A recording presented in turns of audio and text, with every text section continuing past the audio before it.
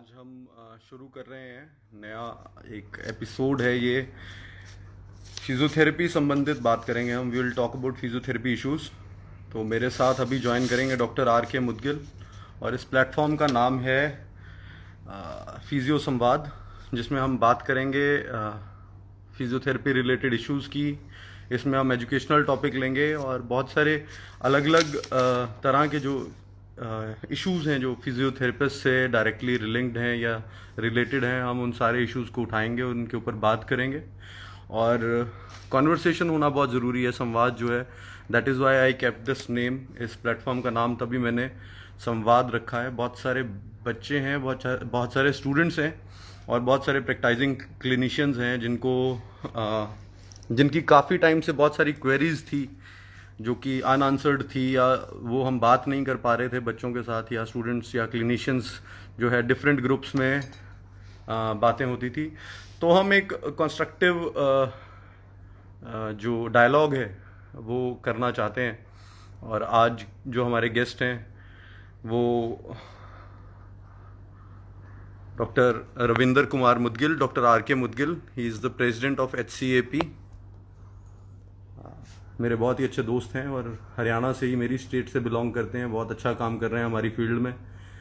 और अभी अभी यूथ फिजियो वेबकॉन किया है। उनका हरकॉन इवेंट जो है वो हर बार होता है।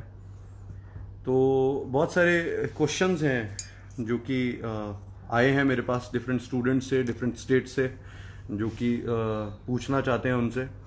आई am waiting for doctor Mudgil to arrive. तो आप इन द मीन वाइल आप ये शेयर कर सकते हैं लाइव वीडियो का लिंक अपने फ्रेंड्स के साथ। तो इसमें ज्वाइन करिएगा। डेफिनेटली कुछ ना कुछ कंस्ट्रक्टिव ज़रूर निकलना चाहिए, बिकॉज एज फिजियोज बहुत सारे इश्यूज हैं जो अनआंसर्ड हैं। हमारी प्रोफेशनल आइडेंटिटी से रिलेटेड बहुत सारी बातें हैं जो हम नहीं करते हैं। और बहुत सारे मैसेजेस अभी आने शुरू हो गए हैं। अनु ने मैसेज किया है, hi sir, how are you? I am good, thank you. नमस्कार डॉक्टर पाठक जी।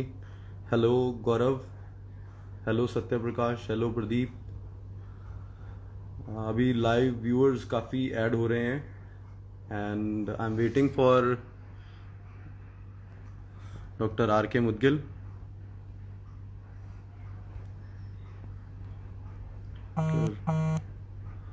रविंदर कुमार मुदगिल।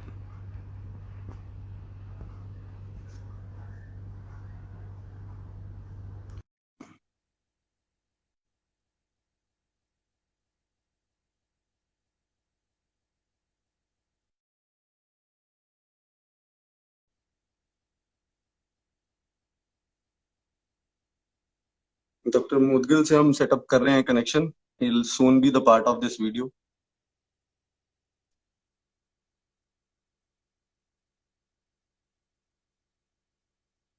अभी हमने उनको रिक्वेस्ट भेजी है। In the meanwhile I have a cup of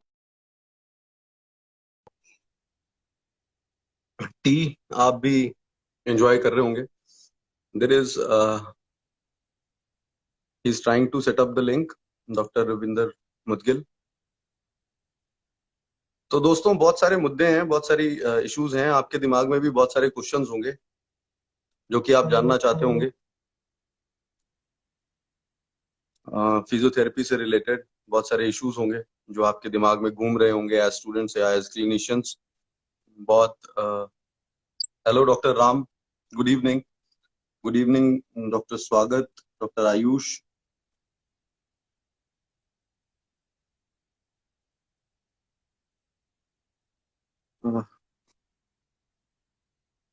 late me C.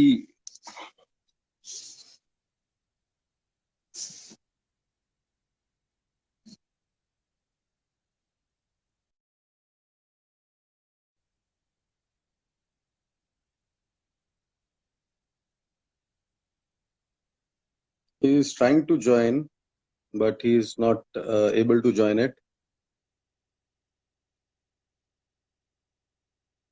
Dr. Archita and one other person sent you a request to be in your live video.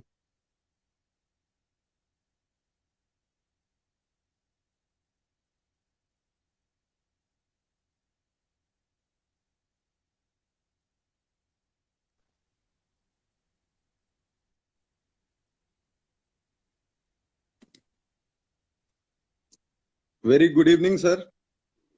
हाँ जी, good I evening doctor welcome you साहब। wholeheartedly, brother. बिल्कुल sir, आवाज आ रही है मेरी? आवाज आवाज आ बिल्कुल रही हम है सुन डॉक्टर साहब? सुन पा रहे हैं आपको।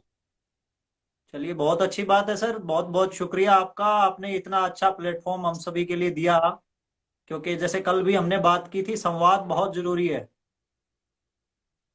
कि जब तक हमारे बीच आपसी संवाद नहीं होगा, तब तक बहुत सारे जो इश्यूज हैं हमारे, वो रिजोल्व हो ही नहीं सकते। तो बहुत सारे बताएं क्या। स्टूडेंट्स हैं जो ज्वाइन कर रहे हैं। सबसे पहले हाँ, मैं देख। मैं आपका फॉर्मल वेलकम कर लूं फिजियो संवाद में। ये हमारा फर्स्ट आज से एपिसोड है फिजियो संवाद का। मैं वेलकम करता हूं आपका तहे दिल से। और हम आज आपका जो एक्सपर्टीज है, आपकी जो मेहनत है, हम उसमें से कुछ अंश लेना चाहेंगे और सर शेयर करना चाहेंगे अपने फिजियोज के साथ। क्योंकि मैं बिल्कुल। एज फिजियो आपको बहुत समय से, लंबे समय से जानता हूं, तो मैं आपसे एक इस चीज से शुरुआत करना चाहता हूं कि आपने बहुत लंबी लड़ाई लड़ी है हरियाणा में एक बिल लाने के लिए। तो सबसे पहले तो उस चीज के लिए हम आपका धन्यवाद करते हैं, और मैं आपसे चाहूंगा कि आप उस चीज को थोड़ा एक्सप्लेन करिए स्टूडेंट्स को कि क्या ये प्रोसेस था और कैसे आपने मतलब इस चीज की तरफ अपना जो एफर्ट है वो कैसे, आपका जो डायरेक्शन थी आपने कैसे चूज करी, और क्या स्टेप्स थे जो आपने फॉलो करे, और जो कि हम इस स्टेज पर आ सके कि हरियाणा में एक अपना अलग से फिजियोथेरेपी काउंसिल का जो बिल आया है। क्या मेहनत, इतनी लंबी लड़ाई आपने जो लड़ी, क्या वो प्रोसेसेस थी, वो आप एक्सप्लेन करें प्लीज स्टूडेंट्स को। क्या कैसा अनुभव रहा आपका ये? सर देखिए, अनुभव की अगर मैं बात करूं तो बड़ा ही अच्छा अनुभव रहा। और अभी क्योंकि हमारे साथ लगभग 100 के करीब लोग जुड़ चुके हैं, तो मैं ऐसे तमाम साथियों को ना छोटा सा एक किस्सा अपनी जो लाइफ का सुनाना चाहूंगा, जिससे उनको आइडिया हो जाएगा कि वो भी बहुत कुछ कर सकते हैं। जब मैंने ग्रेजुएशन किया, उस वक्त सबसे पहले मैं रजिस्ट्रेशन के लिए ट्राई कर रहा था। मुझे किसी ने बताया कि जब तक आप एक पर्टिकुलर एसोसिएशन के मेंबर नहीं बनोगे, तब तक आप प्रैक्टिस नहीं कर पाओगे। जी।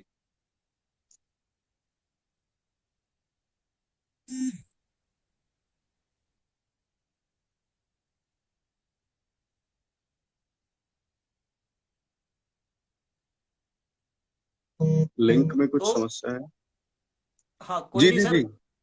हाँ, तो मैंने मैंने जब कोशिश की, क्योंकि उस टाइम स्टूडेंट ही था तो ज्यादा नॉलेज था नहीं। पर्टिकुलर एसोसिएशन का मेंबर बनने के लिए ट्राई किया, लेकिन ज्यादा कुछ हाथ लगा नहीं। जब हाथ नहीं लगा तो मैंने सोचा कि क्यों ना पता करूं कि एसोसिएशन में ऐसी क्या पावर है जो एक टिकट हमें दे देती है, जिससे हम प्रैक्टिस कर पाते हैं। तो जब उसके डीप में गए तो पता चला कि एसोसिएशन एज सच कोई ऐसी पावरफुल ऑर्गेनाइजेशन नहीं होती जो किसी की प्रैक्टिस को रेगुलेट कर सके। ओके। वो सिर्फ और सिर्फ कर सकती है। जब मुझे ये बेसिक डिफरेंस समझ आया आफ्टर ग्रेजुएशन, तो ओके। फिर मैंने ये समझने की कोशिश की कि फिर एसोसिएशन क्या करती है। जब वो अगर ये आपको अथॉरिटी प्रैक्टिकली नहीं देती, तो एक एसोसिएशन का रोल क्या है। जब उसको और डीप स्टडी किया, तो मैंने देखा कि एसोसिएशन एक बैनर प्रोवाइड करती है, जो एक यूनिटी, एक बड़े कुनबे, एक बड़े परिवार की तरह लोगों को जोड़ के चलती है और प्रोफेशन के गुड फेथ में कार्य करती है।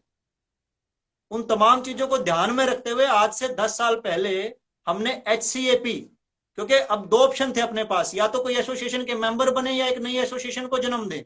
उस वक्त हरियाणा में कोई भी एसोसिएशन एक्टिव थी नहीं, तो इसलिए सबसे बेटर ऑप्शन यही था कि हम मेहनत करें और नए सिरे से एक नई एसोसिएशन को जन्म दें। और तब HCAP का जन्म हुआ, आज से 10 वर्ष पहले।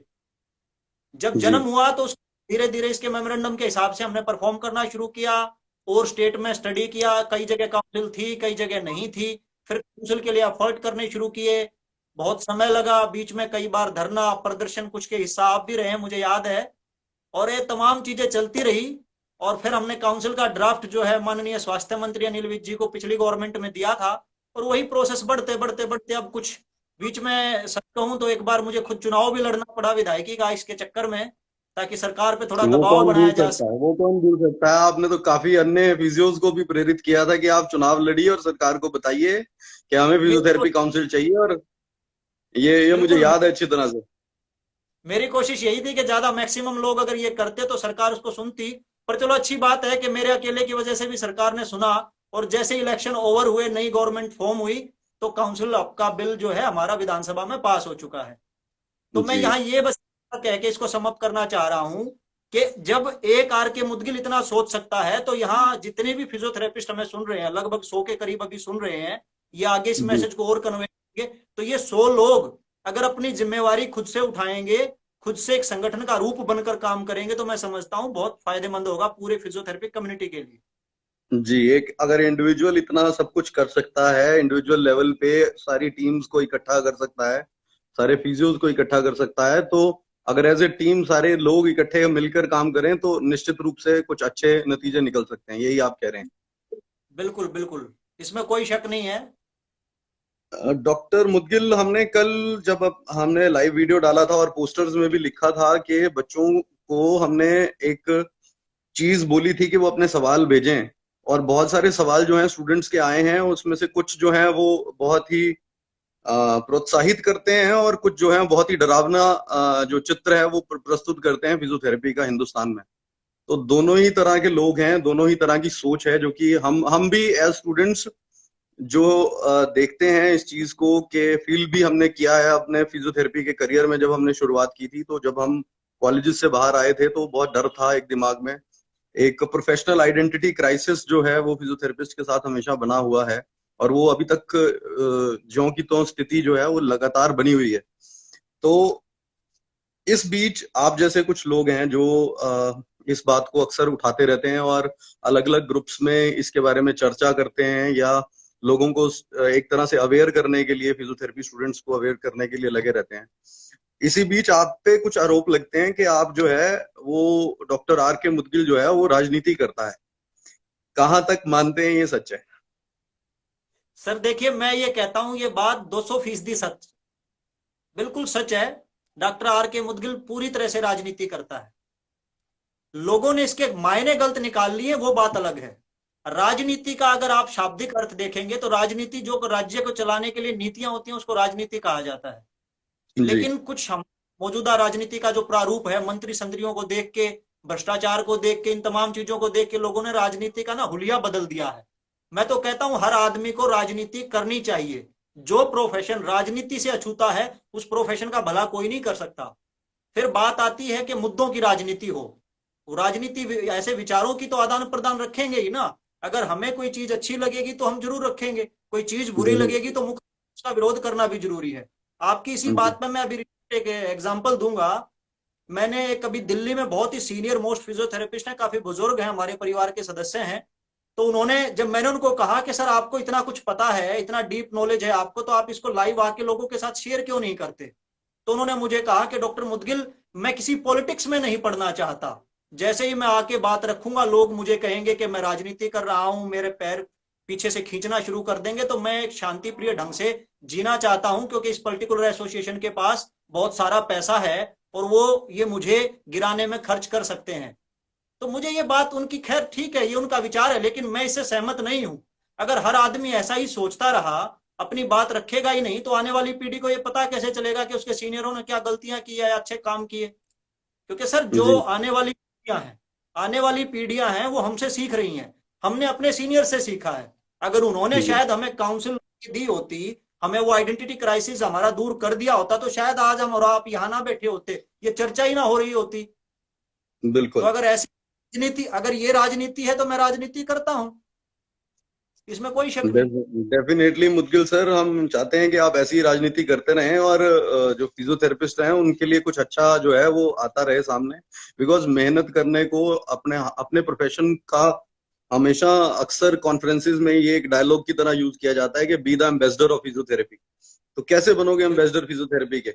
यही सब काम जो है हमने अगर जनता तक नहीं पहुंचाए या हम बात नहीं करेंगे, हमारे प्रोफेशन के बारे में 100 गलत बातें जो हैं वो अक्सर डिस्कस कर ली जाती है कि हमारे पास काउंसिल नहीं है या बहुत कुछ नहीं है। उसी बीच कोई एक आदमी अगर लगातार मेहनत कर रहा है तो आप उसको राजनीति से जोड़ के देखने लग जाओ तो ये अच्छा नहीं है। Definitely politics can be good as well, कोई जरूरी नहीं है कि बुरी ही हो हमेशा राजनीति। तो बजाय के लड़ने के, एक एक बहुत ही अच्छा कमेंट आया है कि कंफ्यूजन में है, लोग आपस में ही लड़ रहे हैं। कुछ बच्चों को ऐसा लगता है कि कुछ लोग कंफ्यूजन में हैं, आपस में लड़ रहे हैं। आपको कितना सच लगती है ये बात? सर मैं इसका जवाब देना चाहूंगा। एक्चुअली कंफ्यूजन में कोई नहीं है, ये इन बच्चों को कंफ्यूजन में रखने के लिए सब कुछ किया जा रहा है। कंफ्यूजन में कोई नहीं है। जिसकी जेब में पैसा है वो बिल्कुल कंफ्यूजन में नहीं है। ये तो बेचारी, ये जो यंग जनरेशन है बाकी सब ये कंफ्यूज। इसको कंफ्यूज किया जा रहा है, इसको समझाया जा रहा है कि कुछ एंटी पार्टी है, कुछ पार्टी है। मैं बल्कि हंसी आती है मुझे, हमारे साथी ये बोलते हैं कई बार कि ये कुछ ऐसा है कि मैं कांग्रेस हूं और वो बीजेपी है। तो मुझे हैरानी होती है कि कैसे एक प्रोफेशनल एसोसिएशन अपनी तुलना एक राष्ट्रीय पार्टी से कर बैठी है। पता नहीं ये इतना भ्रम क्यों है। जी जी। तो ऐसा कुछ कंफ्यूजन कोई नहीं है। जो काम अच्छा करेंगे वो डेफिनेटली आगे जाएंगे, भले ही वो किसी बैनर के अंडर कर रहे हैं या वो सिंगल कर रहे हैं, लेकिन उनको कोई नहीं रोक सकता। तो डॉक्टर मुदगिल जी, अब इससे एक सवाल उठता है, आपने अभी बोला कि वो भले ही एक बैनर के अंदर हैं या वो इंडिविजुअली कर रहे हैं, तो क्या डिफरेंस है बेसिकली एसोसिएशन में और काउंसिल में? बहुत सारे बच्चे हैं वो बोलते हैं कि सर एसोसिएशन की मेंबरशिप लेनी है, और उनको लगता है कि हमने एसोसिएशन की मेंबरशिप ले ली तो वो सफिशिएंट है। और बहुत सारे बच्चे हैं जो अभी भी उनको लगता है कि काउंसिल के बारे में वो चिंतित रहते हैं, और बहुत सारे सवाल मेरे पास आए हैं कि सर हमारी जो काउंसिल है, इंडिपेंडेंट काउंसिल है, वो बनेगी या नहीं। और कुछ 2-4 सवाल जो हैं वो एलाइड से भी जुड़े हुए आए हैं, वो मैं एक एक करके आपसे लूंगा। तो पहले मेरे को आप बताइए कि बेसिक डिफरेंस क्या है एसोसिएशन और काउंसिल में? सर देखिए, इसको बिल्कुल सिंपल लैंग्वेज में मैं अगर बताऊं तो एसोसिएशन एक बड़ा परिवार है, जॉइंट फैमिली है। और काउंसिल जो है वो एक क्वेसी जुडिशरी बॉडी है, जिसके पास कुछ लीगल अथॉरिटीज हैं, जिसके पास लीगल एक्शन लेने की पावर है। उसमें सरकार जी का नियंत्रण है, और एसोसिएशन कुछ लोगों द्वारा, पर्टिकुलर एक प्रोफेशन के लोगों द्वारा मिलकर बनाई गई हुई बॉडी है। तो जी। एसोसिएशन एक बड़ा परिवार से ज्यादा कुछ भी नहीं। उससे अगर आप जुड़ते हैं बहुत खुशी की बात है, आपका परिवार और मजबूत होगा। अगर आप नहीं भी जुड़ते, आपके परिवार से आपके विचार नहीं मिलते, तो आप अलग अपने लिए एक अलग परिवार बसा सकते हैं, आप अलग कार्य कर सकते, आपको कोई लीगली नहीं रोक सकता है। लेकिन हाँ, काउंसिल के अगर किसी भी स्टेट में काउंसिल एप्लीकेबल है, काउंसिल कहीं फॉर्म है, वहां अगर आप काउंसिल की मेंबरशिप नहीं लेंगे तो आप प्रैक्टिस नहीं कर पाएंगे, क्योंकि वो लीगल बॉडी है, लीगल अथॉरिटी है उसको आपको रोकने के लिए। लेकिन एसोसिएशन को ऐसी कोई अथॉरिटी नहीं है। और एसोसिएशन, जितनी भी एसोसिएशन है, वो सोसाइटी एंड रजिस्ट्रार एक्ट के अंदर रजिस्टर्ड बॉडी है। तो चाहे उसके नाम में आप इंटरनेशनल लगा दें, चाहे उसके नाम में हरियाणा लगा दें, चाहे उसके नाम में इंडिया लगा दें, नाम में कुछ नहीं रखा है। सारी की सारी जो एसोसिएशन है वो एक ही वैल्यू रखती हैं। तमाम एसोसिएशंस, चाहे वो नाम में छोटी है या नाम में बड़ी, वो मैटर नहीं करता, सबकी सब सोसाइटी एंड रजिस्ट्रार एक्ट के अंदर रजिस्टर्ड होती हैं। और उनके अपने बायलाज होते हैं जो उनको फॉलो करने होते हैं। सिंपल, एक बड़ा परिवार और उसके अपने नियम। आप जुड़ना चाहें मोस्ट वेलकम, जुड़ सकते हैं। आप ना जुड़ना चाहें ना जुड़े, आपको कोई लीगली बाध्य नहीं कर सकता उसके लिए। हाँ, यहाँ ये मैं ये बात कहना चाहूंगा कि कुछ पर्टिकुलर एसोसिएशन ऐसा भी कर रही है आज की डेट में कि जबरदस्ती वो लोगों को बहका रही है कि मेंबरशिप अगर तुमने हमारा नहीं लिया तो तुम ये नहीं कर पाओगे, वो नहीं कर पाओगे। ये तमाम भ्रांतियां हैं, ऐसा कुछ भी नहीं है। ये टोटली आपकी चॉइस पे है कि आपको किसी एसोसिएशन से जुड़ना है या नहीं जुड़ना। एक्स वाई जेड तीनों की इक्वल वैल्यू है सर। और अगर तो काउंसिल है तो आप पड़ेगा। तो आप ये कहना चाहते हैं कि जो संविधान हमें अधिकार देता है, right to practise whatever you want, जो आप राइट टू वर्क की बात करते हैं, जो संविधान ने हमारे को हक दिया है, उसमें ये कहीं नहीं मेंशन कि आप किसी एसोसिएशन से जुड़कर ही कोई काम कर सकते हैं? बिल्कुल नहीं सर। जिस दिन आप बैचलर की डिग्री आपके हाथ में आती है आफ्टर ग्रेजुएशन, जिस दिन एक यूजीसी अप्रूव्ड यूनिवर्सिटी आपको एक हाथ में डिग्री प्रोवाइड कर देती है, उस दिन के बाद आप फुल्ली एलिजिबल है प्रैक्टिस के लिए। आप भारत के किसी भी हिस्से में प्रैक्टिस कर सकते हैं। अगर उस राज्य में काउंसिल है तो आपको उसके साथ अपने आप को रजिस्टर करवाना पड़ेगा, अदरवाइज कोई इशू नहीं है, आपको कोई जरूरत नहीं है। आप करना चाह रहे हैं एसोसिएशन के साथ रजिस्ट्रेशन तो आपकी चॉइस है। जी। अभी हम बहुत सारे सवाल ले रहे हैं। एक अगला सवाल आया है अलाइड बिल हेल्थ केयर को लेके। उसमें आया है कि सर, ये दीप ने पूछा है, दीप है जिन्होंने ये कुछ सवाल पूछा है कि sir, after allied and health care bill, is physiotherapy kept under paramedics और we are health care professionals? Sir देखिए, एलाइड और जो अभी जो बिल आ रहा है, allied health care council bill, उसमें हमें डिफरेंट डिफरेंट हेडिंग्स दी गई हैं। उसमें पैरामेडिक जैसा अभी कुछ नहीं है, उसमें अलग अलग प्रोफेशन के लिए अलग अलग आइडेंटिटी रखी गई है। लेकिन उसमें भी बहुत सारी कमियां थी, उस पर हमारे ऑब्जेक्शन थे। अगर आप देखना चाहेंगे, यूट्यूब पे मेरी वीडियो है, उसमें मैंने पूरा बिल पढ़ के पूरा सुनाया भी हुआ है।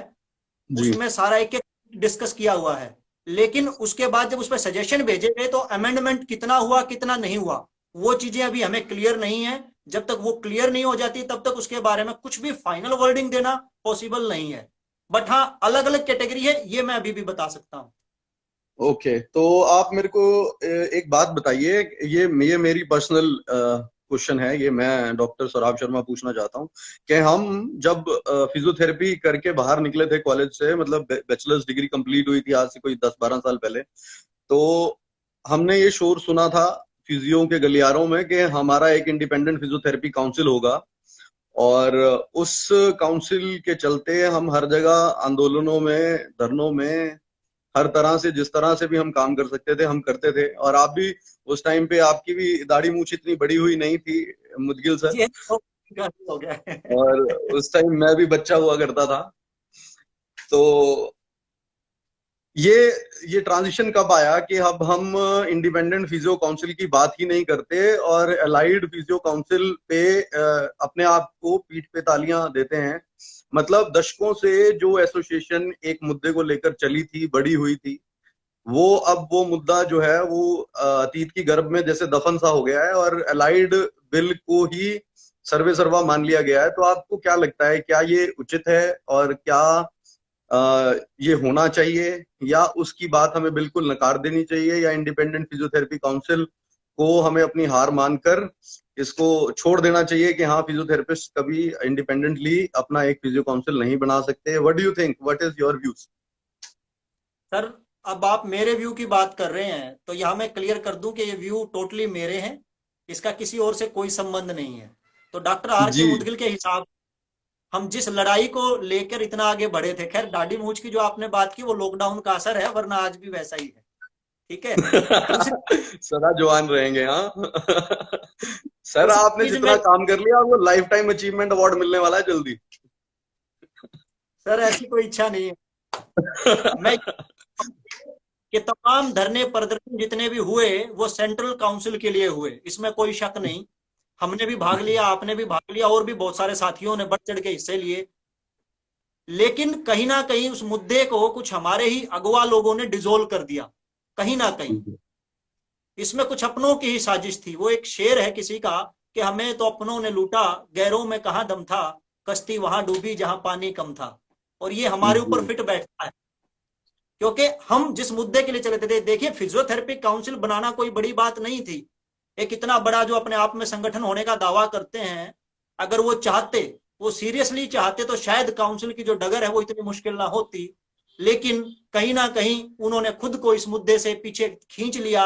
और जब अलाइड को आगे किया सरकार ने, तो कहीं ना कहीं सर झुका के उन्होंने इस निर्णय का स्वीकार भी कर लिया। और बस इस बात में अपने आप को आत्मसंतुष्ट समझने की कोशिश करने लगे कि चलो कुछ नहीं से तो कुछ अच्छा। लेकिन पर्सनली मुझे लगता है आज भी कि अगर अपनी इंडिपेंडेंट काउंसिल के लिए फाइट की जाती तो ज्यादा बेहतर था, ज्यादा अच्छा रहता। क्योंकि जब ये अलाइड की हम बात करते तो इसमें डिफरेंट डिफरेंट बोर्ड्स बनेंगे, डिफरेंट डिफरेंट बोर्ड काम करेंगे। लेकिन ये कहीं ना कहीं एक, मतलब वो एग्जैक्ट जो एक प्रोफेशनल काउंसिल अगर फिजियोथेरेपी की होती तो शायद उस जितनी मजबूत बात नहीं बन पाएगी। जी। तो सर, इसी से जुड़ा हुआ मुद्दा है कि हम कहते हैं कि अक्सर ये बात जो है सर्कल्स में टीचर्स के भी और बच्चों के दिल में भी उठती है। जैसे कुछ एसोसिएशन है WCPT के नाम से, world confederation of physical therapy, और पाकिस्तान जैसे देश, बांग्लादेश जैसे देश जो हैं वो उसके मेंबर हैं। क्या है वो कारण जो हिंदुस्तान जो है WCPT का मेंबर आज भी नहीं है? क्योंकि मैंने अभी उनकी ईमेल देखी कि हाँ, हमने अप्लाई कर रखा है, पहले कुछ केसेस थे, आईएपी की डिवीजन थी, उस वजह से नहीं हो पा रहा था, अब तो यूनिफाइड आईएपी है। और काफी समय से कार्यरत है। तो WCPT को आप कैसा देखते हैं कि बिकॉज वो एक वैश्विक वैश्विक तौर पे सारे वर्ल्ड बॉडी है जिस जो रिकॉग्नाइज्ड है, सारी वर्ल्ड कम्युनिटी उसकी मेंबर है। तो आप कितना जैसे हम अगर सरकार के सामने भी कभी डेफिनेशंस प्रस्तुत करते हैं फिजियोथेरेपी से संबंधित, तो वो सारी world world confederation of physical therapist जो है उसकी दी हुई डेफिनेशंस हैं जहां पे फिजियोथेरेपी को विस्तृत रूप से जो है वो एक्सप्लेन करते हैं उसके रोल को। तो आप क्या मानते हैं कि WCPT का ना होना क्या कहीं ना कहीं रिस्पॉन्सिबल है हमारी वीकनेस का, या किस तरह से आप देखते हैं इस इशू को?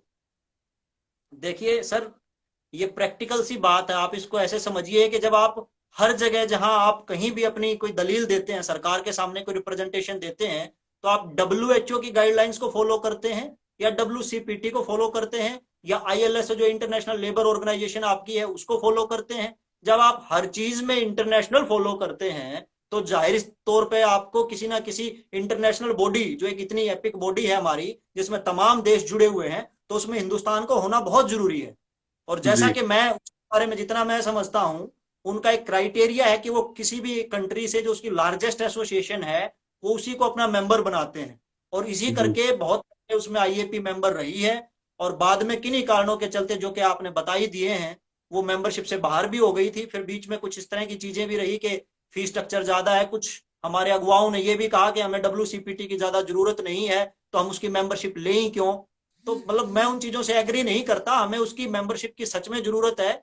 और एक बड़ा संगठन होने के नाते आज की डेट में अगर बड़े संगठन के तौर पे दावा जो करते हैं, जो मतलब खुद का ही दावा है उनका, खैर क्योंकि मैं मेंबर तो हूं लेकिन मुझे एग्जैक्ट आज भी पूरी संख्या का ज्ञान नहीं है, तो IAP का ऐसा दावा है कि वो सबसे बड़ा संगठन है हिंदुस्तान में IAP का, फिजियोथेरेपी का, तो उसको अप्लाई भी करना चाहिए और उसको ये मेंबरशिप लेनी भी चाहिए, क्योंकि इसके बिना फ्यूचर ज्यादा सिक्योर नहीं है जब भी आप इंटरनेशनल लेवल पे बात करेंगे तब। मैं इस इंडिया चीज में में इसके लिए आपको ऐसा। मैं इस चीज में एक चीज जोड़ देता हूं। जैसे एक मैं मैनुअल थेरेपिस्ट हूं, तो एक संस्था है पूरे वर्ल्ड में, international federation of orthopaedic manual physical therapist, IFOMPT। ये 1972 में बनी थी डॉक्टर मुदगिल सर, और मैंने अप्लाई किया एज अ मैनुअल थेरेपिस्ट वहां पे ज्वाइन करने के लिए। तो मुझे ये मेल आई कि आप WCPT के सदस्य नहीं हैं, इसलिए आप इस कॉन्फेडरेशन के मेंबर नहीं बन सकते। तो एक तरह से मैंने अपने आप को रिस्ट्रिक्टेड फील किया उस टाइम पे कि WCPT का मेंबर अगर हमारी एसोसिएशन नहीं है, तो बीइंग एन इंडियन फिजियो, हो सकता है ये मेरे साथ हो, ऐसी कई प्रॉब्लम्स जो हैं वो और भी इंडियन फिजियोज के साथ आती होंगी। और बिल्कुल। एक एक जो बहुत ही कॉमन मुद्दा है मैं वो उठाना चाहता हूँ डॉक्टर मुदगिल सर, जो कि आपने भी देखा है, मैंने भी फील किया है, और हम सारे फील करेंगे कि हम सारे उस चीज से एग्री करेंगे, जो भी व्यूअर्स हैं वो भी इस चीज को एग्री करेंगे। हमारे प्रोफेशन से पलायन, फिजियोथेरेपी करने के बाद, BPT कंप्लीट करने के बाद कितने बच्चे जो हैं वो BPT को छोड़कर बैंक PO की तैयारी करने चले जाते हैं, कुछ और अन्य प्रोफेशंस में, कॉल सेंटर्स में जॉब कर रहे होते हैं। तो ये कितना बड़ा मुद्दा आप इसको समझते हैं, और क्या इसके कारण और इसके उपाय जो हैं वो आप जरा डिटेल में बताइए। बिकॉज एज अ टीचर जब मैं देखता हूं कोई भी एक इंडियन फिजियो जिसने 4.5 साल कॉलेज की फीस पे की, एग्जाम दिए, और उसके बाद वो अपना दिल तुड़वाकर अपने आप को ठगा हुआ महसूस कर कर उस प्रोफेशन को छोड़ दे। हमारी फील्ड में से फिजियोथेरेपिस्ट का जाना मैंने नहीं देखा कि किसी BPT BDS या MBBS वाले स्टूडेंट को बैंक POs की तैयारी करते हुए, लेकिन ये जो है बहुत बड़ी प्रॉब्लम है, हमारे प्रोफेशन में से फिजियोथेरेपिस्ट छोड़ के जा रहे हैं। तो क्या इसके कारण है और इसको कैसे ठीक किया जाए? सर ये बात बताने से पहले मैं एक छोटी सी आपको ना स्वामी विवेकानंद जी की एक कहानी रखना चाहता हूं आपके सामने, शायद उससे आपका ये डेफिनेटली। कंसेप्ट थोड़ा से अच्छे से क्लियर हो। स्वामी विवेकानंद जी डेफिनेटली। अक्सर एक कहानी रखा करते थे, किसी अंतर्राष्ट्रीय मंच पे होते थे तो वो एक कहानी सुनाते थे। एक बार जी एक शेरनी को बच्चा होना था, डिलीवरी का टाइम नजदीक था शेरनी का, और जब उसने एक पहाड़ से दूसरे पहाड़ पे जंप किया उसी दौरान वो डिलीवरी हो गई उसकी, और वो बच्चा जो है वो पहाड़ी से नीचे गिर गया उसका। और जी जहां वो नीचे गिरा वहां भेड़ भेड़ बकरियां होती है उनका झुंड था, वो शेर का जो बच्चा उस झुंड में जाके गिर गया। जी शेरनी चली गई, शेरनी तो चली गई खैर, लेकिन वो जो शेर का बच्चा था वो उसी झुंड में पला बड़ा, बकरियों के साथ ही पला बड़ा। तो वो ना तो दहाड़ना जानता था, मिमियाना सीख गया। धीरे धीरे धीरे धीरे वो उन्हीं बकरियों के साथ रहता, घूमता फिरता। और एक बार जंगल में एक बुजुर्ग शेर था, उसने देखा कि शेरों बकरियों के झुंड में एक शेर का बच्चा घूम रहा है। तो जैसे जी उस बच्चे से मिलने के लिए वो बुजुर्ग शेर उस झुंड के जाने लगा, तो बकरियों ने तो शेर से डर के भागना ही था। तो सारी बकरियां भागना शुरू कर देती हैं, वो शेर का बच्चा भी भागना शुरू कर देता है कि कहीं शेर आ जाए, शेर खा ना जाए। इस चक्कर में सब भाग गए। लेकिन शेर, बूढ़े शेर ने जाके शेर के बच्चे को पकड़ा, उसको उठाया वहां से और एक नदी के किनारे ले जाके पानी के पास रख के उसका मुंह पानी की तरफ करके जोर से दहाड़ लगाई। तो जब उसने जी जोर से दहाड़ लगाई तो शेर का जो बच्चा, जो बकरियों के झुंड में पला बड़ा था, उसने उस पानी में अपना चेहरा देखा। तो उसको यह महसूस हुआ कि मैं तो इस बुजुर्ग शेर जैसा हूं। उसको अपना जी आत्मबोध हुआ, उसको पता चला कि मैं तो शेर हूं। और वो मिमियाना भूल के वो भी दहाड़ना शुरू कर देता है। तो जी कुछ ऐसा हमारे साथ है। हम शेरों के बच्चे हैं, गलती से बकरियों में फंसे हुए हैं, इसलिए शायद हमें अपनी असली ताकत का एहसास नहीं। जिस दिन ये ताकत का एहसास हो जाएगा, जिस दिन ये आत्मबोध हो जाएगा, ये पलायन रुक जाएगा। फिजियोथेरेपी एक इतना यूनिक प्रोफेशन है कि यहाँ हर एक आदमी के लिए इतनी अपॉर्चुनिटी है। मैं कहता हूं आप फिजियोथेरेपिस्ट जीते जागते भगवान हैं। आप छू के ठीक कर देते हैं लोगों को। इससे बड़ी बात और जी क्या हो सकती है? भगवान छू के ठीक करता है। आज भी अगर मैं बात करूं कि सबसे पहले फिजियोथेरेपिस्ट कौन थे, तो बहुत से लोगों को पता नहीं होगा। जिनको पता होगा वो किसी बाहर की, आउट ऑफ इंडिया से, या किसी वो जो नर्स का नाम लेते हैं कि जी वो फिजियोथेरेपिस्ट थी। जबकि मैं कहता हूं कि आपके गीता में साफ साफ लिखा हुआ है भगवान श्री कृष्ण फर्स्ट फिजियोथेरेपिस्ट थे, लेकिन ये आपको पता ही नहीं। उन्होंने अष्टावक्र का स्कोलियोसिस ट्रीट किया था, इसके एविडेंस है हमारे पास। मेरा रिसर्च पेपर पब्लिश हो चुका है जर्मनी में। डॉक्टर मोहंती, आईएपी के एक्स प्रेसिडेंट, वो बुक लिख चुके हैं इस बारे में। लेकिन ये तमाम चीजें हैं। हमारा प्रोफेशन बड़ा यूनिक है। आप ये देखिए, इसको सिंपल समझिए। अभी आईटीआई से लोग कोर्स करके, या जो फेक प्रैक्टिशनर बाहर से डिग्रियां खरीदते हैं, इस तरह के कोई फर्जीवाड़ा करते हैं जुगाड़ लगा के, वो तो फिजियोथेरेपी में घुसना चाह रहे हैं। और हमारा ही फिजियोथेरेपिस्ट बाहर निकलना चाह रहा है। क्यों? क्योंकि उसको सही से ज्ञान नहीं दिया गया। उसको ये नहीं बताया गया कि तुम क्या कर सकते हो। उसको कॉलेज में, स्कूल में, उसको जब उसका एटमोस्फेयर है, उसके सीनियर जूनियर एक ही बात सिखा रहे हैं कि ये 5 मशीनें हैं, ये मशीन आपको चलानी आनी चाहिए, ये 5 मशीन आपको चलानी आ गई तो आप फिजियोथेरेपिस्ट हो। ऐसा कुछ नहीं है सर। वो एक जी टेक्नीशियन भी बिल्कुल। कर सकता है। आप जी बिल्कुल। फिजियोथेरेपिस्ट हो क्योंकि आपने 4 साल सारे जितने भी सब्जेक्ट हैं आपके, वो अच्छे से पढ़े हैं। You are a medical graduate. और जिस दिन ये आत्मबोध एक फिजियोथेरेपिस्ट को हो जाएगा, मैं दावे के साथ कहता हूं वो फिजियोथेरेपिस्ट फील्ड छोड़ के नहीं जाएगा। क्योंकि हम हमेशा लोअर साइड देख रहे हाथों हैं का प्रोफेशन की। चमत्कार। हाँ बिल्कुल, प्रोफेशन की आप अपर साइड देखिए ना। आपका तो मैनुअल मैजिक है, बोलते ही हैं आप तो तो सीधी सी बात हाथों है में भैया। जो दम है, मेरे को तो लगता है कि फिजियोथेरेपिस्ट जो है वो म्यूजिशियन की तरह काम करता। हाथों में जो उसकी कला है मैं वो। सर, मैं भगवान से तुलना करता हूँ फिजियोथेरेपिस्ट की। जो छू के ठीक कर दे वो भगवान ही हो सकता है। और हर फिजियोथेरेपिस्ट में वो काबिलियत है। तो आप तमाम लोग जीते जागते भगवान हैं। अहम ब्रह्मास्मि, मैं स्वयं ब्रह्मा हूं। तो जब आप स्वयं ही ब्रह्मा हैं तो आपको कौन रोक सकता है? वो पीओ डॉक्टर की तैयारी मुदगिल, वही लोग मैं कर रहे हैं। मैं इतना श्योर हूं कि वही डॉक्टर मुदगिल को कोई नहीं रोक सकता है। नहीं, तो किसी सर, को कोई नहीं रोक सकता सर, किसी को कोई नहीं रोक। एक एक अगला देखिए सवाल लेते मैं, हैं सर। सरोज दास जी का सवाल है ये। और ये सवाल है कि कोविड-19 वेबिनार्स आर गोइंग ऑन। अब वेबिनार जो है वो हम देखते हैं एक दिन में 40 वेबिनार भी हो रहे हैं सर। और कोविड-19 webinars are going on, but there is no media coverage about the role of physiotherapy in COVID-19. Nobody is talking about physiotherapy except physiotherapist who is responsible. Sir, इसके लिए जो सबसे बड़ी कमी है वो खुद फिजियोथेरेपिस्ट के अंदर ही है। कोई जी रिस्पॉन्सिबल नहीं है। कि सरकार आपको परेशान नहीं कर रही, कोई ऑर्थोपेडिक सर्जन आपको परेशान नहीं कर रहा, कोई ब्यूरोक्रेट्स आपको परेशान नहीं कर रहा। ये आप स्वयं हैं जो अपने आप को परेशान कर रहे हैं। जी देखिए, मैं इसका एक बात बताऊंगा। अभी मौजूदा विधानसभा में जब हमारा हरियाणा का फिजियोथेरेपी का काउंसिल का बिल पास हुआ, तो ये बड़े जी दुख की बात है कि हम दावे तो बहुत बड़े करते हैं, लेकिन वहां पर जो मौजूदा एमएलए थे वो जी फिजियोथेरेपी को फिजियोथेरेपी बोल पाए। वो तो हम प्रोनाउंसिएशन उनसे प्रॉपर नहीं, उसके पीछे बुलवा नहीं रीजन पाए, यही, हम उनसे फिजियोथेरेपी। वो हम नहीं बुलवा पाए, मैं कह रहा हूं वो हम नहीं बुलवा पाए। अब सेमिनार हम देश देश से ज्यादा सेमिनार करें, मुझे नहीं लगता कि हम हर चीज को ना हद से ज्यादा कर रहे हैं, हद से ज्यादा। ठीक है, आप करें उस हद से ज्यादा उस चीज को करें, लेकिन पैरेलल आप ये देखें कि आपको फिजियोथेरेपिस्ट होके फिजियोथेरेपिस्ट से कनेक्ट होना बड़ा इशू नहीं है, फिजियोथेरेपिस्ट होके सोसाइटी से कनेक्ट होना बहुत बड़ा इशू है। हमारा जी। फिजियोथेरेपिस्ट अभी उस बकरियों के झुंड में ही है, वो शेरों के झुंड में जाना शुरू कर ही नहीं रहा है, तो तो हम प्रॉब्लम समाज उसके से नहीं साथ जुड़ है। पा रहे हैं। इसीलिए प्रॉब्लम आ रही, जिस दिन आप सोसाइटी से कनेक्ट हो जाएंगे, सोसाइटी को अपनी अहमियत बता पाएंगे। आपको मैं बताऊं कि अभी पीछे की बात है, मेरे को एक दोस्त ने मेरे ने शेयर किया कि एक साथी ने वेबिनार लिया और उससे जब ये पूछा गया कि आप किस टॉपिक पे पढ़ाने वाले हैं, तो उसने कहा कि कुछ नहीं, मैं तो अपना एक्सपीरियंस शेयर करने वाला हूं। तो हमारे यहाँ तो इस टॉपिक पे भी वेबिनार हो जाते हैं अक्सर, कि लोग अपना एक्सपीरियंस ही शेयर कर लेते हैं, और आत्मकथा। कमाल की कि उसके बाद उसका सर्टिफिकेट भी दे देते हैं। एक्सपीरियंस तो हम और आप सर्टिफिकेट देंगे। ये आपने एक वो बात बता दी कि हमारे इसी से जुड़ता हुआ एक सवाल है कि क्वालिटी एजुकेशन कितनी इंपॉर्टेंट है सर।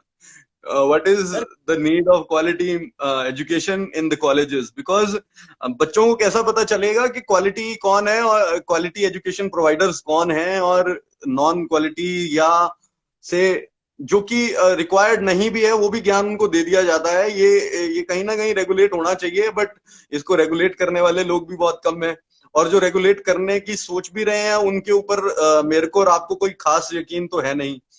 तो ये तो मैं खुद असमंजस की स्थिति में हूं कि होगा तो ये कैसे होगा, इसके ऊपर आपका क्या विचार है? सर इसका ज्यादा कोई लंबा चौड़ा चक्कर ही नहीं है, बड़ा सिंपल है। देखिए कोई भी एसोसिएशन इसको रेगुलेट कर ही नहीं सकती, वो भले ही चाहे मैं हूं या आप हो, अगर हम ये बोलते हैं कि हम लिस्ट प्रोवाइड करेंगे, हमारे जो लिस्ट में रहेगा वही सिर्फ वर्कशॉप कंडक्ट करेगा, वही सिर्फ टीचिंग में जाएगा, तो सिर्फ कोरी कपोल कल्पना है, झूठ है, बकवास है। ऐसा कुछ नहीं कर सकता कोई भी एसोसिएशन। बिल्कुल, आप राइट टू वर्क के अगेंस्ट तो कभी नहीं जा सकते, संविधान का बेसिक राइट है वो तो। आदमी अगर मुझे कुछ भी आता है और मैं किसी को सिखाना चाहता हूं तो मुझे कोई नहीं रोक सकता, जी। उसके लिए कोई दिक्कत। लेकिन क्वालिटी एजुकेशन जरूरी है, उसके लिए यूनिवर्सिटीज को ये इंश्योर करना होगा कि वो क्वालिटी टीचर्स अपने अपॉइंट करे, वो बचे जी। उन चीजों से कि जो इस तरह से एक्स जेड, आज आप कल पास आउट होते हैं, नेक्स्ट डे आपको प्रॉपर सारी ज्वाइनिंग मिल जाती है, इस तरह का कल्चर अभी हमारे यहाँ है, तो वो थोड़ा समय लगेगा। दूसरा, इसके लिए जब काउंसिल आपकी फ्रेमवर्क हो जाएगी, काउंसिल आपकी एनफोर्समेंट हो जाएगी, तो काउंसिल इस तरीके के रूल रेगुलेशन डेफिनेटली बना सकती है। और काउंसिल में देखिए, मैं बाकी नहीं कहता, लेकिन हरियाणा का काउंसिल का संविधान, जैसे कि बाबा जी। साहब अम्बेडकर जी कहते हैं वही हिंदू, जो हमारा संविधान है अम्बेडकर साहब ने लिखा है, तो मैं जी। भगवान की दया से को इस काबिल समझा, परमात्मा का आशीर्वाद रहा कि जो अपनी काउंसिल हरियाणा में आज बनी है, ये जो मेरा जो मूल लिखा हुआ संविधान था उसके थोड़ी सी अलग है, लेकिन मोटा मोटी उसी को फॉलो किया गया है। तो इसमें मैंने इस चीज का भी ध्यान रखा है कि आने वाले समय में जिस दिन काउंसिल हरियाणा में लागू होगी, उस दिन इस तरीके के रेगुलेशन बनाए जाएंगे कि वहां रिसोर्स पर्सन को भी बाकायदा एनलिस्ट किया जाएगा, और एनलिस्टमेंट के बाद ही वो लोग वर्कशॉप कंडक्ट कर पाएंगे, प्रायर कंफर्मेशन के साथ, काउंसिल के साथ। तो डॉक्टर मुदगिल, मैं आपको एक तो हार्दिक धन्यवाद देना चाहता हूं कि आप वो पहले व्यक्ति हैं जिसको हमने फिजियो संवाद के मंच पे बुलाया है, और ये उसी की वजह से है क्योंकि आपने जो इतना हार्डवर्क किया है, तो आप अपने आप को लक्की महसूस करिए कि आप मेरे साथ फिजियो संवाद के मंच पे रहे। और ये एक जोक था। और देखिए, संवाद जो इतना सीरियस बिल्कुल नहीं नहीं होना चाहिए कि बच्चे सर, सारे। जोक बिल्कुल नहीं था। नहीं नहीं, तो अब मैं एक चीज और क्लियर कर दूं, वो संविधान लिखने का सौभाग्य मुझे मिला, वो अच्छी बात है, लेकिन उस लड़ाई में, जब वो लड़ाई हुई ना वहां, जब इतिहास में ये लिखा जाएगा, जैसे कहते हैं ना पानीपत की लड़ाई, जब किसी दिन इतिहास लिखा जाएगा हरियाणा फिजियोथेरेपी काउंसिल का, कोई ना कोई आने वाली पीढ़ियों में जरूर लिखेगा, मुझे यकीन है, तो उस दिन ये भी लिखा जाएगा कि कुछ लोग ऐसे दीवाने थे जो वहां चंडीगढ़ सीएम आवास का घेराव करने पहुंचे थे, और उन दीवानों में आपके नाम भी सुनहरे अक्षरों में आएंगे, ये मेरी गारंटी है। धन्यवाद सर, धन्यवाद। जरूर, डेफिनेटली यार, हमने एक जो परिकल्पना की है फिजियोथेरेपिस्ट की या फिजियोथेरेपी की, जो हम जो सोचते हैं फिजियोथेरेपी को लेकर अपने दिल में और दिमाग में, जैसा हम चाहते हैं स्वर्णिम युग जो फिजियोथेरेपिस्ट का आए, जिसमें सिर्फ और सिर्फ कोरे अवार्ड की वर्षा ना हो।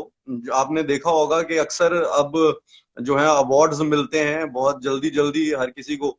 आपको और मेरे को बहुत देर के बाद 5-6 साल की पूरी हार्ड वर्क के बाद कहीं एक ही मंच पर एक ही समय एक ही दिन अवार्ड मिला था। मुझे आज भी याद है और मैं उस चीज को चेरिश भी करता हूँ। और उस समय के बाद से मेरी और आपकी जो जर्नी है वो चलती रही है अब तक। और आज जो है वो हम यहाँ पर बैठे हैं एक ही मंच पर। तो वो जो बिल्कुल। लंबा दौर था उसमें आपकी लड़ाई जो थी वो लीगल इश्यूज के ऊपर, हरियाणा में काउंसिल के ऊपर और एजुकेशन प्रमोट करने पे थी, और जबकि मेरा जो इनिशिएटिव था वो हैंड्स ऑन इम्प्रूव करने पे था। तो हम दोनों ने ही अलग अलग तरह से इस चीज को लिया है। और मेरे को बहुत खुशी है। मैं आपसे एक और सवाल पूछना चाहूंगा। जो पे स्केल है वो एक बहुत ही महत्वपूर्ण मुद्दा है। पे स्केल को लेकर जो है काफी इश्यूज रहे हैं फिजियोज के। तो उसके बारे में डॉक्टर मुदगिल जी, क्या आपके पास इनपुट्स हैं, क्या क्वेरीज हैं जो फिजियोथेरेपिस्ट ने जो आपको भेजी हैं?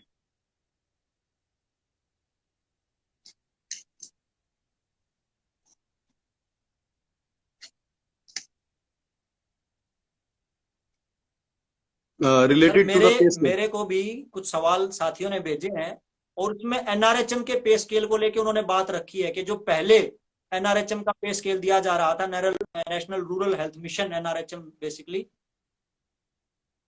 जी हाँ, तो रिलेटेड टू पे स्केल उन्होंने कहा कि जी पहले जो पे स्केल था, अभी मौजूदा जो पे स्केल है वो उससे भी कम कर दिया गया है।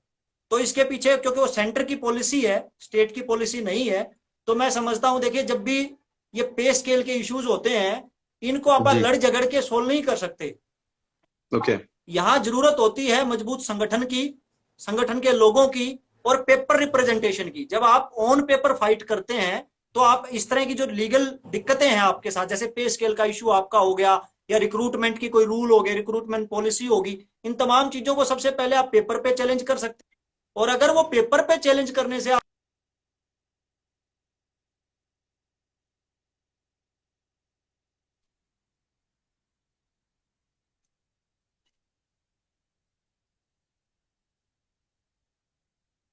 Guys have patience.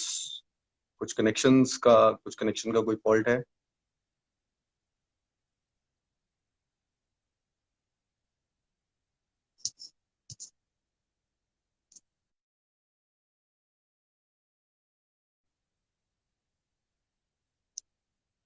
तो डॉक्टर रविंदर कुमार मुदगिल जी बीच में से कहीं चले गए हैं because of the bad connection.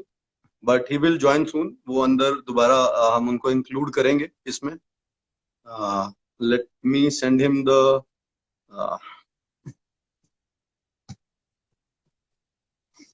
Request again. Doctor Ravinder Mudgil ji अभी हमें ज्वाइन करेंगे। बहुत ही अच्छी कॉन्वर्सेशन हो रही है। इन द मीनवाइल अगर आपके कुछ सवाल हैं तो प्लीज पूछिए। देखिए हम सारे डॉक्टर्स हैं, हम सारे फिजियो प्रोफेशनल्स हैं, and we need to have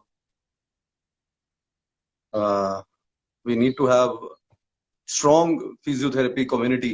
and welcome Jatin sir. आपको भी मैं इनवाइट करूंगा definitely. I was giving you a call. तो आपके साथ भी मैं ज्वाइन करना चाहूंगा इस चीज के लिए। And Ravinder Mudgil is back. तो Jatin sir wait for my call. और इन द मीनवाइल मैंने मुदगिल सर को एक रिक्वेस्ट भेज दी है ऐड करने के लिए।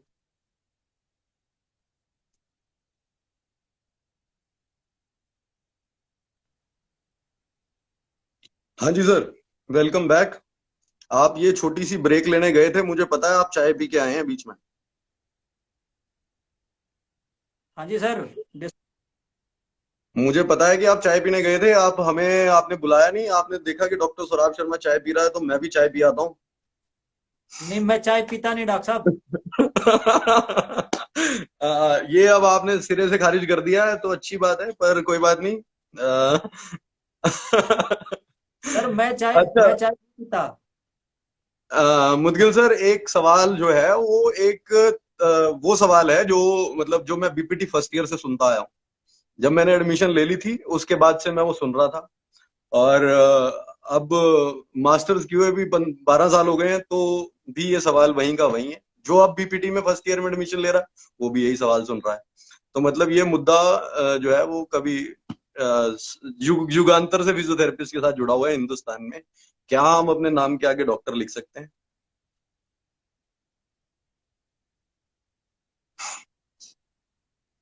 और ये बताइए इसके बारे में। अब ये मंच आपका है। ये सवाल जो है वो इतना इंपॉर्टेंट है कुछ बच्चों के लिए, कुछ फिजियोज के लिए, ये सुनना है।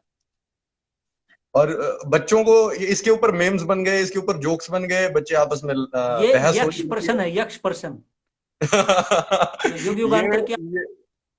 ये अश्वत्थामा की तरह है सवाल, जो कभी इसको मोक्ष मिला ही नहीं है सवाल को।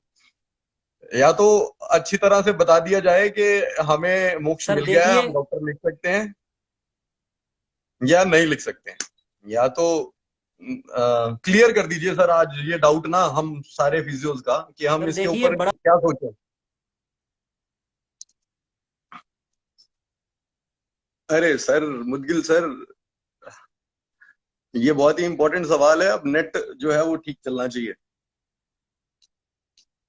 बट डेफिनेटली आप घबराइए मत। अगर मुदगिल सर का ये कनेक्शन ड्रॉप भी होता है तो will definitely bring him back, और उससे दोबारा ये सवाल जरूर पूछना जरूरी है, क्योंकि हम ऐसे तो नहीं जान।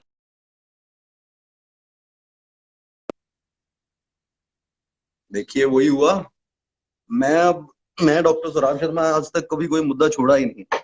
तो जिस चीज को हमने एक बार पूछ लिया है उसको तो हम आंसर लेके ही छोड़ेंगे। तो मुदगिल सर, हम वेट कर लेते हैं। आई गेस आपने भी आंसर सुनना चाहोगे इस चीज का, कि हम डॉक्टर लिखें ना लिखें, डॉक्टर हम कहलवाएं या ना कहलवाएं। हर बच्चे को ये प्रॉब्लम, हर फिजियो को यही। Definitely Zeeshan, welcome to physio Samvad. Definitely doctor Richa, बहुत सारे मेरे अच्छे दोस्त मित्रगण जो हैं वो आ गए हैं बीच में अब।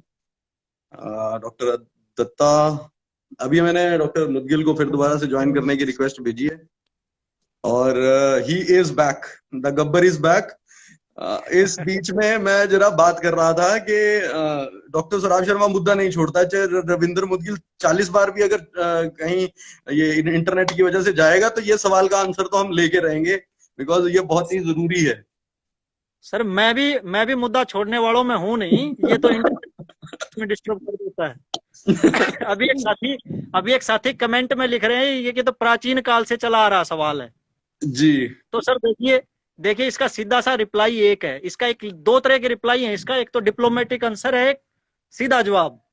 जी अब मैं पहले मैं सीधा जवाब आपको दे देता हूं, उसके बाद डिप्लोमेटिक दे देंगे। जी सीधा जवाब ये है कि विदाउट पीएचडी जी no one can use doctor title. ये विदाउट सीधा पीएचडी जवाब। No one can use doctor title. Yes, ये बिल्कुल वन वर्ड आंसर है, सीधा जवाब है, कोई नहीं कर सकता है। जी सर। चाहे वो एमबीबीएस है, चाहे वो बीडीएस है, या वो बीएमएस है, कोई भी नहीं कर सकता है without an PhD, as per UGC norms. जी सर। ये तो है सीधा जवाब। अब जी लेकिन सवाल है कि फिर डॉक्टर यूज कैसे हो रहा है। जी तो वो है एज पर ट्रेडिशन। हमारे जी एक साथी ने आरटीआई लगा के ये एमसीआई से भी पता किया था उन दिनों। एमसीआई खैर अब डिसोल्व हो चुकी है, वो बात अलग है। ठीक है, ये लगता जी है एज पर ट्रेडिशन। जितने भी आपके एमबीबीएस प्रैक्टिशनर्स हैं, आपके बीडीएस प्रैक्टिशनर्स हैं, आपके फिजियोथेरेपिस्ट प्रैक्टिशनर्स हैं, ये तमाम लोग एज पर ट्रेडिशन, क्योंकि आप डॉक्टर अपने आप के नाम के आगे खुद नहीं लगाते हो। आपका पेशेंट आके आपको बोलता है कि डॉक्टर साहब ये दिक्कत है, डॉक्टर साहब वो दिक्कत है, तो वो यूं एज पर ट्रेडिशन चलता आ रहा है। और इसीलिए बाद में एमसीआई ने अपने नॉर्म्स में अमेंडमेंट करके, स्टार्टिंग में यूजीसी से चला, उसके बाद एमसीआई बनी, एमसीआई ने अपने नॉर्म्स में अमेंडमेंट करके अपने लोगों को डॉक्टर टाइटल के साथ सर्टिफिकेट अवार्ड करना शुरू कर दिया। ओके। तो और ये उसी तरह वो पे, झूठ है जो वो ट्रेडिशन में आ गया, कि अगर पीएचडी हाँ नहीं है तो आप डॉक्टर लिख रहे हैं तो गलत है। लेकिन वो हाँ, ट्रेडिशनल पार्ट है, क्योंकि आपको फिजियोज जो हैं वो भी पेशेंट ट्रीट कर रहे हैं, तो दे कैन राइट डॉक्टर। लेकिन उसके बाद एमसीआई ने इसको लीगल कर दिया, एमसीआई ने अपने रूल बुक में इसको डाल दिया। जी तो इसलिए एमबीबीएस ने डॉक्टर लगाना शुरू कर दिया। वो तो पहले से भी लगा रहे थे, बट एमसीआई ने उसको फिक्स कर दिया एक किस्म से रूल बुक के अंदर डाल के।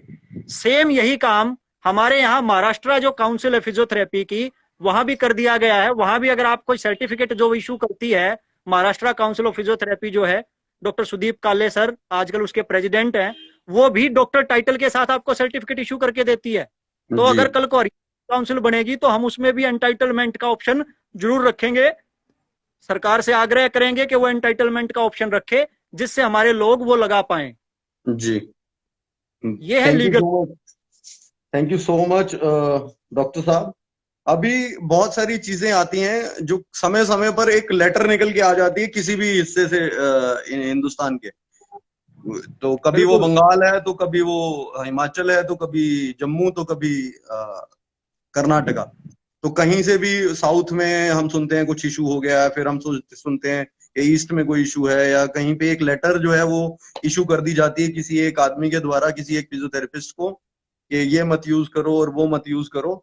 तो इस चीज को प्रिवेंट करने का जो परमानेंट सॉल्यूशन है डॉक्टर साहब, वो क्या हो सकता है? और जो इमीडिएट स्टेप्स हैं जो कि अथॉरिटीज हैं उनको क्या लेने चाहिए? Because you are working with the closely with the all this kind of setup. आप इस सारे जो सेटअप के साथ बहुत क्लोजली काम कर रहे हो, तो क्या इमीडिएट मेजर्स हैं और क्या जो है वो जो दूर तक जाने वाले जो मेजर्स हैं, वो जो इसका फाइनल सोल्यूशन है वो क्या होगा? दोनों चीजों को जरा सेपरेटली एक्सप्लेन कर दो कि इमीडिएटली क्या करना चाहिए अब हमें, किसी भी एक सर, एसोसिएशन को, उस बंदे को। सर देखिए, जिस जो इस तरह की आप बात कर रहे हैं, लेटर निकल के आते हैं, वो बेसिकली क्या है ना, एक लॉबी कहीं ना कहीं हावी रहती है, उसको पर्सनल इश्यूज होते हैं और उसको प्रोफेशनल बनाने की कोशिश करती है। और इस जी तरीके से वो इस तरह अमूमन इशू कर देती है। जैसे अभी रिसेंट एक स्टेट है, उसका नाम अभी लेने में कोई यहाँ भलाई नहीं है, नहीं उसका फायदा नहीं, अभी वो मुद्दा जो है पेंडिंग स्टेट में है। लेकिन वहां लिखा गया कि एमसीआई बोलती है, आरसीआई बोलती है कि ये लोग डॉक्टर नहीं लगा सकते। जबकि मैं जी क्लियर कर दूं, ना तो हम एमसीआई के अंडर कवर होते हैं, ना आरसीआई के अंडर कवर होते हैं। एमसीआई तो डिसोल्व ही हो चुकी है। तो ऐसे में उन दोनों दलीलों का कोई यूज ही नहीं है, लेकिन फिर भी लिखने वाले ने लिख दिया, उसको कोई रोक थोड़ी सकता है, वो उसकी चॉइस है। तो उसका आराम से रिप्लाई बन सकता है, उसको एक लीगल वैलिड आंसर उसके लेटर पे दिया जा सकता है, कोई बड़ा इशू नहीं है, कोई भी दे सकता है उसका रिप्लाई। जी उसके बाद लॉन्ग टर्म क्या हो, तो लॉन्ग टर्म सर मैंने अभी आपको बताया कि जिस दिन काउंसिल अपनी रूल बुक में इस तरह के एंटाइटलमेंट लिख देती है, उसके बाद सभी लोग लगा सकते हैं। अभी आपके कमेंट में मैं देख रहा था, डॉक्टर जतिन पटेल ने बताया कि गुजरात काउंसिल भी डॉक्टर एंटाइटलमेंट के साथ आपको सर्टिफिकेट इशू करती है। तो जी ये बहुत अच्छा, महाराष्ट्र इशू कर रही है, गुजरात इशू कर रही है। तो हमारे पास बहुत सारे एविडेंस हैं इस तरीके के, जो हम मौजूदा हालात में उनके सामने रख सकते हैं। तो कोई बड़ा जी इशू नहीं है, लेकिन मजबूत संगठन की जरूरत है सर। और कहीं ना कहीं हम भी बचपन से देख रहे हैं, आप भी बचपन से देख रहे हो, और अभी जो बच्चे नए आ रहे हैं वो भी शायद यही कहा करेंगे, शायद 2-4 साल बाद, कि हम भी बचपन से देख रहे हैं। वो कहीं ना कहीं मजबूती शायद संगठन में अभी आ नहीं पाई है।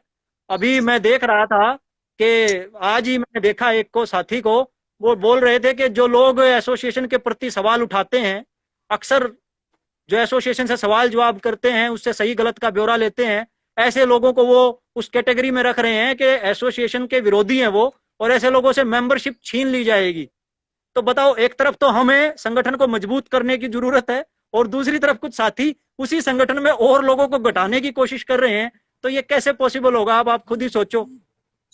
सर, आप एक बात बताइए कि अगर मान लीजिए किसी एक पर्टिकुलर एसोसिएशन के विपरीत किसी कुछ आदमियों को चिन्हित कर कर आप टैग लगा दोगे, तो क्या ये जो है लड़ाई को गहराएगा या हम सारे फिजियोज को इकट्ठा करेगा? आप ये इकट्ठा जो तो आंसर करेगा ही। आपने मेरे से पूछा है कि अगर किसी को भी टैग लगा दिया जाता है किसी भी चीज के खिलाफ, बजाय कि कंस्ट्रक्टिव उनको सुनने के, और बजाय कि उस चीज को एक्सेप्ट करने के लिए जो कि हमारी कमियां हैं, बिकॉज ये तो हमेशा हम सुनते आए कि निंदक नियरे राखिए। तो अगर निंदा करने वाले नहीं होंगे, हम एज इंडिविजुअल्स भी, जो लोग हमें बताते हैं हमारी कमियां, हम उसको इम्प्रूव करने की कोशिश करते हैं। तो इसमें कोई ऐसा मुद्दा तो है नहीं कि जिसमें आपने या मैंने कोई जिस चीज का हमें कोई लालच हो, या हमने कोई किसी पद के लिए या किसी पैसे के लिए हमने ये बात करनी हो। ये हमारे साथ भी हुआ है, मेरे साथ अक्सर हुआ है, आपके साथ भी होता हुआ मैं देखता हूँ इसको अक्सर। तो ये उनकी बहुत बड़ी गलतफहमी है। और मैं यही आपको बोलना चाहता हूँ कि डॉक्टर मुदगिल, अगर आपका जो इंटेंशन है वो सच्चा है, तो ये जो 123 लोग आपको इस टाइम पे सुन रहे हैं, ये 123 ही बहुत हैं ये चेंजेस लाने के लिए। सर मैं अभी तो गुरु मैं गुरु गोविंद सिंह को बहुत सुनता हूँ, अक्सर मैं बहुत सारे स्टेज पे उनका बता भी चुका हूँ कि चिड़िया तेजे बाज लड़ाऊं ता गुरु गोविंद सिंह कहा हूँ। तो हम तो उस बिल्कुल परंपरा हैं। यहाँ तो एक एक सूरमा है, ये 122 लोग नहीं, 122 की पूरी फौज है, तो वो कोई बिल्कुल। दिक्कत नहीं है। और इसमें बहुत बदलाव। लर्नेड फिजियोज हैं। आप सोचिए, doctor Richa, doctor Zeeshan rice, doctor Jatin Patel, और मैं जिनके नाम नहीं ले पाया हूँ, ये वो लोग हैं जो अपने आप में फिजियोथेरेपी की फील्ड में अपना नाम रोशन कर रहे हैं, एंड दे तो आर डूइंग एक्सीलेंट जॉब। मैंने क्या कहा, मैंने ये कहा कि ये 124 लोग नहीं है, ये अपने आप में पूरी फौज हैं, तो कोई दिक्कत नहीं है सर। और पता है, अंग्रेजों से हमने बड़ी अच्छी बातें भी सीखी हैं। उन्होंने हम पे रूल किया, लेकिन उन्होंने कुछ अच्छी बातें भी सिखाई। उन्होंने एक चीज सिखाई, डिवाइड एंड रूल। तो कुछ लोगों ने इसको अच्छे से पकड़ लिया। अगर आपको राज लंबे समय तक करना है तो आपको डिवाइड एंड रूल करना पड़ेगा। जी। और ये फार्मूला उनको देने वाले कुछ इंडियंस ही थे। उन्होंने उस टाइम क्विज कराया था, और उस क्विज में किसी से पूछा था कि राज लंबे समय तक करना हो तो क्या करें। तो किसी भारतीय ने वन वर्ड में आंसर लिखा, शायद वो सुभाष चंद्र बोस जी थे, एग्जैक्ट नाम ध्यान नहीं है मुझे। तो उन्होंने वन वर्ड आंसर दिया था, लोगों ने पैराग्राफ लिखे थे, उन्होंने सिर्फ इतना लिखा था, डिवाइड एंड रूल। और अंग्रेजों को उनकी ये बात बड़ी अच्छी लगी, बाद में उन्होंने इसको फॉलो किया। और आज ऐसा ही कुछ हमारे लोग भी कर रहे हैं। तो वही प्रक्रिया चल रही है लंबे राज के लिए। लेकिन वो अंग्रेजों का समय था, इंटरनेट का युग नहीं था। अभी क्रांति है, इंटरनेट है, चीजें फैलती हैं, लोग सुनते हैं, समझते हैं। और आज का बच्चा बड़ा समझदार है, तो ये फार्मूला अब ज्यादा लंबा चलेगा नहीं। यार, मैं आपको, मुदगिल सर, मैं आपको एक बात बताऊं कि एक फिजियो था ऑस्ट्रेलिया में, उसका नाम था ग्लेन रस्को। आपके अक्सर फिजियोज की मेल पे एक वो डॉट फिजियो करके आता है कि अगर आपने वेबसाइट बनानी है तो डॉट फिजियो के नाम से आपको मिल जाएगी वेबसाइट। उस आदमी से मुझे मिलने का मौका मिला, और वो मेरे साथ था। तो मैंने उससे पूछा, उसने मेरे से सवाल किया कि आप फिजियोथेरेपी हिंदुस्तान में कैसे देखते हैं। तो मैंने उसको बताया कि हम सरकार के सामने ये बार बार प्रेजेंटेशंस देते हैं, और हमारी फिजियोथेरेपी की हालत ये है हमारे देश में। तो उसने मेरे को बोला, और कि ये जो आपके जो फिजियोथेरेपी की स्टेट है, ये हमारी कंट्री में, ऑस्ट्रेलिया में, ये 40 साल पहले थी। This was his reply. तो आपको अभी 40 साल लगेंगे पहुंचने में। तो मैंने मुस्कुरा के उसको कहा कि आपके जमाने में इंटरनेट नहीं था, ना लोग ऐसे थे, मेरे सही जैसे बात लोग है। आपसे ये बात करने नहीं आते थे। हम 40 साल जो है 4 साल में पूरा करेंगे। तो वो हमें जो ध्येय था, हमें 40 साल नहीं लगेंगे, इन बच्चों के साथ तो डेफिनेटली नहीं लगेंगे। एक बहुत ही अच्छा क्वेश्चन मेरे पास आया है, sir, we need to have strict admission for the physio course, we need a proper entrance exam for the course entries, I request you to kindly discuss on the education system too. ये बहुत ही important जो है सवाल है। इनका नाम मैं नहीं जान पा रहा हूँ, बट बहुत ही अच्छा सवाल इन्होंने पूछा है। नो वर्गो करके नाम से आईडी है ये। तो क्या आप कहना चाहेंगे कि जो एंट्रेंस एग्जाम है उसका standard of education in India, उसके ऊपर क्या कितना इंपॉर्टेंट है, और क्या रोल होगा इस चीज का, कैसे सर इसके ऊपर आगे बढ़े?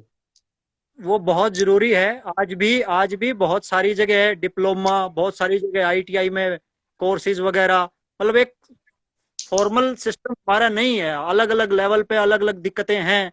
इवन यूनिवर्सिटीज में भी आप अगर 50-60 सीट के लिए अप्रूवल लेते हैं तो 100 एडमिशन उसमें इजीली कर लेते हैं। इस तरह की दिक्कतें भी हमारे लोगों के साथ हैं। तो मैंने कहा कि जैसे मैंने शुरू में ही कहा कि ये तमाम दिक्कतें सरकार ने पैदा नहीं की, ये तमाम दिक्कतें हम लोगों की पैदा की हुई हैं, क्योंकि हम विरोध नहीं करते और कहीं ना कहीं हम चुप रह जाते हैं। अगर हम चुप रहेंगे तो ये दिक्कतें आएंगी। लेकिन चलिए ठीक है, कुछ की मजबूरियां रही होंगी, यूं ही तो कोई बेवफा नहीं होता। तो ऐसी मजबूरियों के चलते कुछ लोग चुप भी होंगे। ऐसी तमाम दिक्कतों का समाधान जो काउंसिल है वो कर सकती है। काउंसिल जब आती है तो वो एंट्रेंस भी लागू कर सकती है, और एंट्रेंस होना ही चाहिए। क्योंकि जब आप एंट्रेंस के थ्रू किसी कोर्स में जाएंगे तो डेफिनेटली आपको कुछ अच्छे स्टूडेंट मिलेंगे, और वही अच्छे स्टूडेंट आगे चल के और अच्छा प्रोफेशन के लिए काम कर पाएंगे। इसके लिए हम्म। एक बड़ा सिंपल सा है, जिस भी स्टेट से जिन्होंने क्वेश्चन पूछा है, ये जिस भी स्टेट से बिलोंग करते हैं। जरूरी नहीं है कि किसी एसोसिएशन की दया से ये सब होगा। ये इंडिविजुअली भी अपना एक लेटर जो है वहां की कंसर्न्ड काउंसिल को लिख सकते हैं अपने भी आप पे, और काउंसिल जी। उसको गौर डेफिनेटली करेगी अगर उस बात में दम होगा तो। जी सर, अब कुछ लास्ट के 2-4 क्वेश्चंस और लेंगे हम। इसमें अगर आप कोई अपने बारे में, आपके पास कोई क्वेरी आई हो, क्योंकि हमने दोनों ने इस चीज को डाला था कि सर दोनों के पास क्वेरीज आएंगे। मेरे तो पास दो सवाल और हैं जो मैं यहाँ डिस्कस करना चाहूंगा। एक मेरे साथी ने पूछा था कि हम पैरामेडिकल से कब निकलेंगे। जी हमें पैरामेडिकल से अलग कब काउंट किया जाएगा? जी। तो यहाँ पे हाँ क्लैरिफाई हाँ कर। हाँ, ये सवाल मेरे से मिस हुआ, sorry. Are we going to be paramedic technicians, ये सवाल आया मेरे पास। जी सर देख, मैं क्लियर कर दूं एक चीज, हम पैरामेडिक में कभी थे ही नहीं। जी। हम पैरामेडिक में कभी थे ही नहीं, तो निकलने का सवाल ही पैदा नहीं होता। ओके। अलग अलग अलग स्टेट में अलग अलग रूल रेगुलेशंस हैं।